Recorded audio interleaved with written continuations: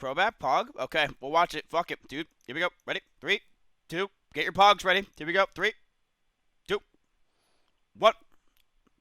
Chief, a traitor? Is he gonna die? Who's this dude that just shot him? What are you talking about? He didn't shoot him. The Master Chief was gonna shoot him.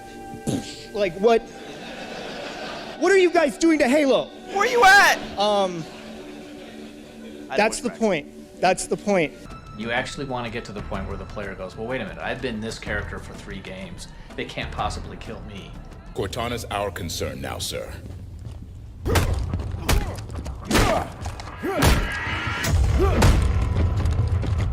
Is it more satisfying as a player to kill Guilty Spark yourself, or to see the Chief do it in cinematic?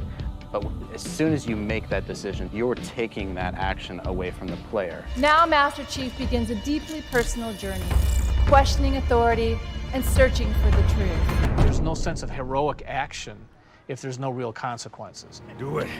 Is Miranda coming across as strong enough? Now. Does the Arbiter have enough vengeance built up in him to really push that sword into truth? You must be. I hate you, 343. I fucking hate you, and I always will. But here's the thing, chat. One thing I have to say about 343. The reality is this. Is it 343's fault that they had to try to actually do better than Halo? Because Halo 3. Because the reality is, Halo 3 was just so goddamn good. It's like getting an ice cream cone with every single topping. Dude, what else can they fucking do? There's not much more that they could do. It was that good. You know what I mean? Is there anything else that they could put on there that would make you guys happy besides like some more Coke? You know, like maybe some loot boxes? That's pretty much it. There's not much more they could have done to make it a better game. Because the reality is, it was fucking perfect. The journey is the important Maybe a Battle Royale mode. part. The growth is the important part. And so really, where does he still need to go as a human? That became the key to not just the story of Halo 4, but the entire trilogy. You need to constantly remind players of what they're missing, that this thing is something worth going after. But if it was just a straight, now go find her, here's a map, people wouldn't care. Chief, it's not safe. Master Chief is human. He's not a machine. He's not a set of armor with a big weapon. He's a human with resilience. The success of the story is we didn't pump a lot of time into figuring out who the Master Chief was and why he was a ghost in the shell. We thought he is a husk. He's a big green suit of armor that you move around. There's something good about having the Master Chief essentially be a blank slate that helps each individual person connect to the character. From the art process, storytelling is just about engaging the player. You don't have to answer any questions. You don't have to take them through a lot of loops of feeling. If the player's engaged, I think you've got the start. To give the brutes more depth, they need to have a history too. So I look at the brutes, I try to imagine what their home world is like. Maybe they're from a place where they hammer ore and there's lava and magnetism. And I say, okay, well, how do I build a magnetized metallic lawnmower that's fun to drive and shoot people with? You think about basic combat and counter design, a lot of the challenges designers face is how to introduce enemies. What would a Promethean do if it could bend time, space, form, matter? Prometheus can phase in out of anywhere. He's able to go where he needs to at any time, which is something the Covenant can't do. Here are the brand new hooks to the sandbox. The game to be interesting, like the guys you're playing against have to be fun to play. Does the profile of the character create an interesting look from afar?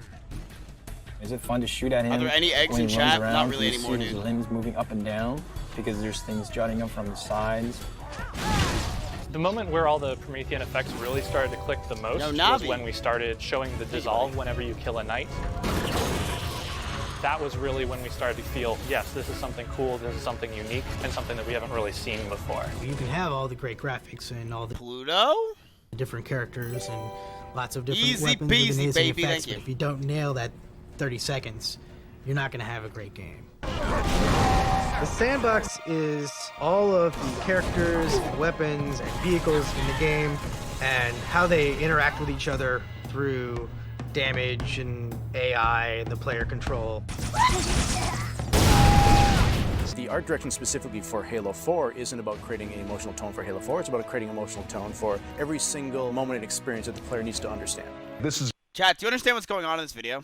gorgeous, but this is an absolutely awful space to fight bad guys in. Tell them to drop everything and recraft this. This space needs to be fun before it's pretty.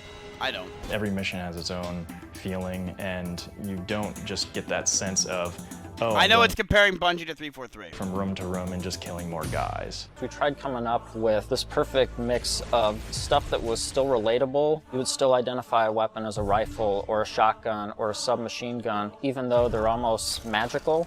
It was really getting hard to add new weapons because balancing 40 weapons, you're going to feel like you have a weapon that is a clone of another. So the direction that we took is we added a new set of really, really powerful weapons that you don't really keep for a long time.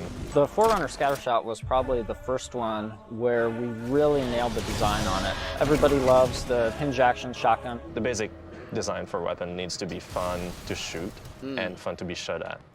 I would have to say that Halo 3's guns were very fun to shoot with. Like, there was the best feeling in the world was shooting someone with a sniper, and goddamn, when Shotty snipes, it just felt so goddamn good.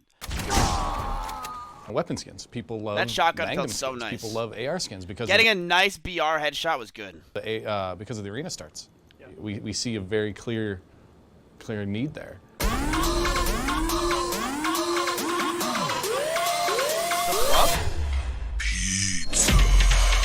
We also have ways for them to paint different parts of the water parameters. And then the engineer looks at it and goes, oh wow, I never thought you'd be doing something like that with my system. But that's so cool looking that I want to make a better system for you to do that. It's pretty obvious to us when we start working on these maps that they have to be fun for the 100th and the 200th and the 1000th time. We knew we wanted to expand the audience as far as we could, but still satisfy the core as much as possible. We had to break everything down to line-by-line evaluation of our current scripts and redefine that core loop to not make it like Halo 2 or like Halo 3 or something in the middle, but make it Call of Duty Black Ops 3. We know like there are people that love Sprint and there are people that just feel like Sprint has no place in Halo. I hated Sprint. And so for us, it was about how do we balance that? How do we counter that? Every weapon now has a zoom in. Holographic image comes up, it's all slick. It helps me with some types of weapons, especially rapid fire weapons in my case. You have a situation which is very common, two guys get into a fight. Is there a way to mix that up? Say you start getting hit by a battle rifle from behind. Let's say you have a bubble shield, you drop it, all of a sudden you're completely shielded from this guy who is firing on you. Or you have a trip mine and you realize a warthog is barreling towards you. You deploy the trip mine at the last second. And yes, you die, but you take out those damn bastards that just ran you over. Competition. Competition. Competitive as possible. Very competitive. Really competitive. Competitive. Competitive. Competitive. Competitive. Competitive. Oh, you're opening up a pack. Animating. Someone make sound effects. Mongoose, Needler, Ghost, Fuel Rod Cannon. Nice. Yes. All the details are I love it. That's fantastic. All of the wiring in the house runs into one room and into a pair of switches and then goes out again. Oh my! What it comes down to is getting together with people and being able to yell at them, being able to like part of the reflect on the gameplay afterwards. Jump up and scream and throw your controller down and fuck! You hate it but you love it and you gotta play again.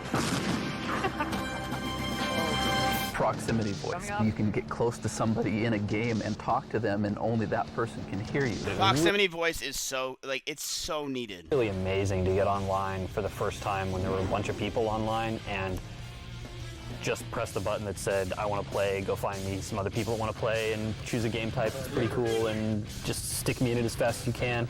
And to have that process happen in like 5 seconds. Halo 2 Anniversary will contain the original Halo 2 multiplayer exactly as it shipped 10 years ago.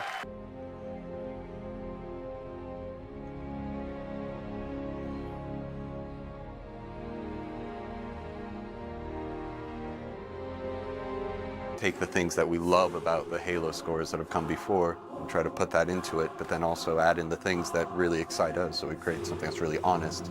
As intimidating it is to follow Marty's scores. There's always a point, like when I'm all by myself composing, and this just happened like within the last 24 hours, where I'm thinking, is this anything? Is this idea going to be interesting to anybody? Wait, is that Marty singing You the have these song? whole series of self-doubts.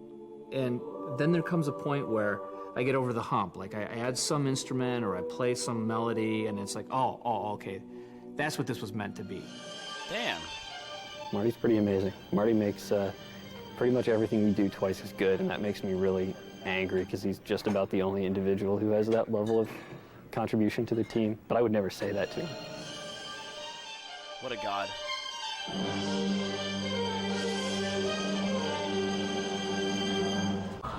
There it is. Bet you can't stick it. Oh, you're on. What was that? Something for the fans. I like that. That was the That's first I've seen for that. The little glowy. That's for the really plasma grenade. hardcore, like German press corps.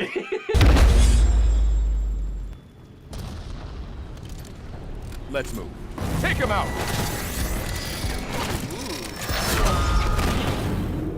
The Master Chief is called, but your passage is denied. Epic worlds, epic battles, epic scale. This. Wait, she actually said that? Oh my god, the enthusiasm was insane. Is the biggest and most ambitious Halo campaign yet. Oh my god, the ambition is so dog shit. What you're about to see is a giant leap for Halo multiplayer, and it's playable here at E3. Like, imagine if Super Cool was there, what he would do. He would go nuts. He'd be like, boys, hey, boys. He'd be going nuts. He'd be going to flip, and then he'd be like, yo, we got some fucking news. Halo 5 has arrived.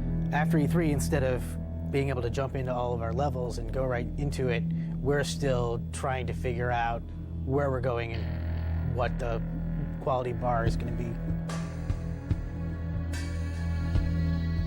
Because right now, the game is not fun. We are the most cynical people. Like, we are the jaded crowd who, if a game doesn't entertain us in 5 minutes, we stop playing it. As we design these things, we put together the best plan. I look at the changes that we're making, and it really feels like we're making a sequel to Halo 3. Chat, what Halo campaign did you think was good after 3? And that's exactly what we're setting out to do. If you somehow believe that what you're doing is the greatest thing ever all the time, it's absolutely not going to be the greatest thing ever. We write the first draft of the script, but it's not great. I didn't see any shape to this story. Nothing happy, nothing sad, nothing intense. I'm sitting here day in and day out working on the cinematics. And every scene that I make, there's this voice in the back of my head saying, what is keeping the player from skipping this? What's keeping the player from hitting a button and just going right to the end? Ultimately, it's involving the player and making the player really feel that they're in this story. You want to establish that got this is fucking something alcohol. a little bit more important. The story that we're trying to tell has higher stakes. Whether we can do that, we won't know until that thing's in people's hands and they're playing. Chief.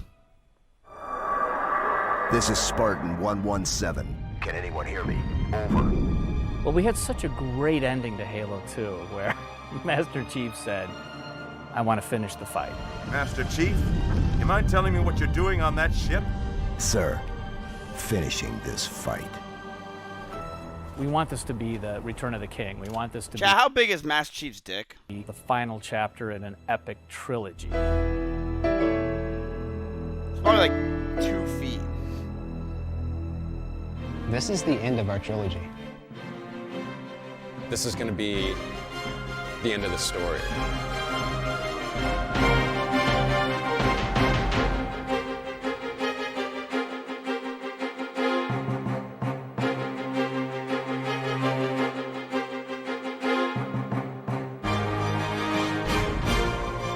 This is going to be the end of the fight.